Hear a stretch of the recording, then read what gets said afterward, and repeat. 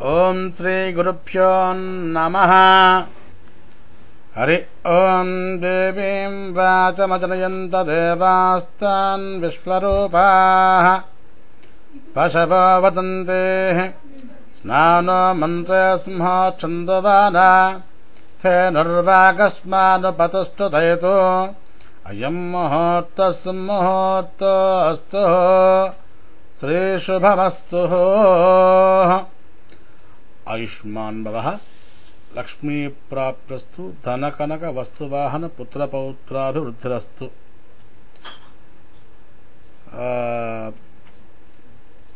ప్రియమైన తల్లిదండ్రులారా, మీరు మీ పిల్లలకు నామకరణము చేసే సమయం లోపల నామకరణం చేయాలి అనే ఒక సంకల్పం మీలో కలిగిన ఉన్నవారు క్రింది విధంగా పిల్లలకు నామకరణం చేస్తే మీరు మంచి అనుభూతి అనుభవించి మీ పిల్లల భవిష్యత్తుకు నామకరణం వలన సద్బుద్ధి, విద్యా విజయాలు, వారు చేసే ప్రతి రంగం లోపల మంచి పేరు ప్రఖ్యాతులు, యశస్సును కీర్తించి మంచి ఫలితాలు మీ యొక్క పిల్లలు అనుభవిస్తారు. ప్రతి తల్లిదండ్రులకు కావాల్సింది పిల్లల యొక్క బంగారు భవిష్యత్తు.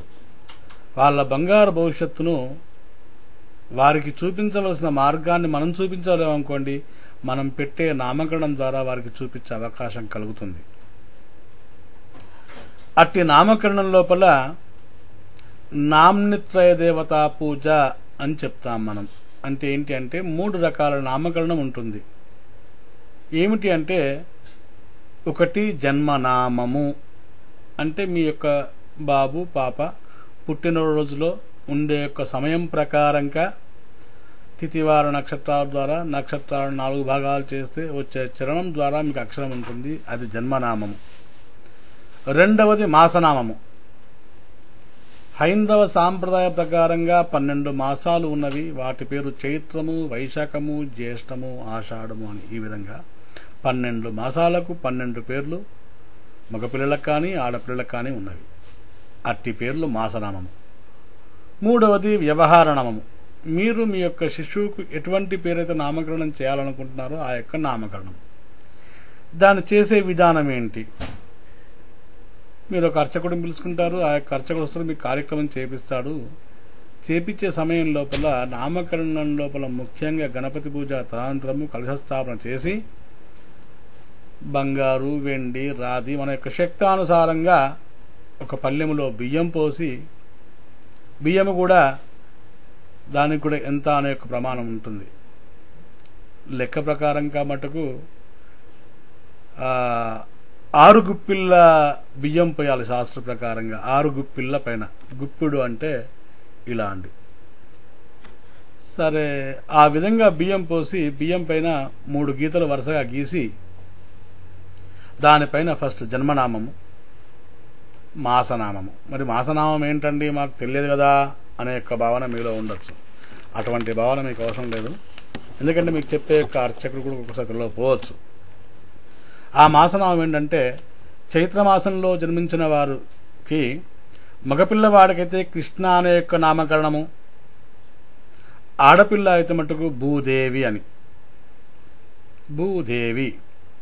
వైశాఖ మాసంలో జన్మించిన యొక్క శిశువులకు అబ్బాయికి అనంత అని, అమ్మాయికి కళ్యాణి అని. అనంత, కళ్యాణి. అదేవిధంగా జ్యేష్ఠ మాసంలో జన్మించిన యొక్క శిశువులకు బాబుకొచ్చేసి అచ్యుత, పాపకొచ్చేసి సత్యభామ. తర్వాత ఆషాఢ మాసంలో వచ్చేసి బాబుకొచ్చేసి చక్రి, పాపకొచ్చేసి పుణ్యవతి. చక్రి మరియు పుణ్యవతి. తర్వాత శ్రావణ మాసంలో వచ్చేసి మగపిల్లవాడికి వైకుంఠ, తర్వాత ఆడపిల్లకి వచ్చేసి రూపవతి. భాద్రపద మాసంలో వచ్చేసి మగపిల్లవాడికి జనార్దన, ఆడపిల్లకు ఇందుమతి. ఆశ్వయుజ మాసంలో వచ్చేసి మగ శిశుకు ఉపేంద్ర, పాపకు వచ్చేసేసి ఇంద్రావతి. ఇంద్రావతి. కార్తీక మాసంలో వచ్చేసి మగపిల్లవాడికి యజ్ఞేశ్వర. పాపకు వచ్చేసి లక్ష్మి. మార్గశిర మాసంలో వచ్చేసి బాబుకు వాసుదేవ. పాపకు వచ్చేసి వాగ్దేవి.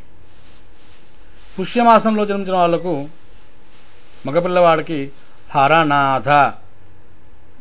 పాపకు వచ్చేసి పద్మావతి.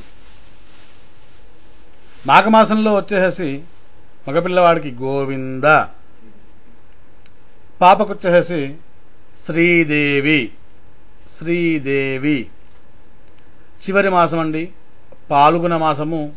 పాల్గొన మాసంలో జన్మించిన యొక్క పిల్లవాడికి పుండరీకాక్ష.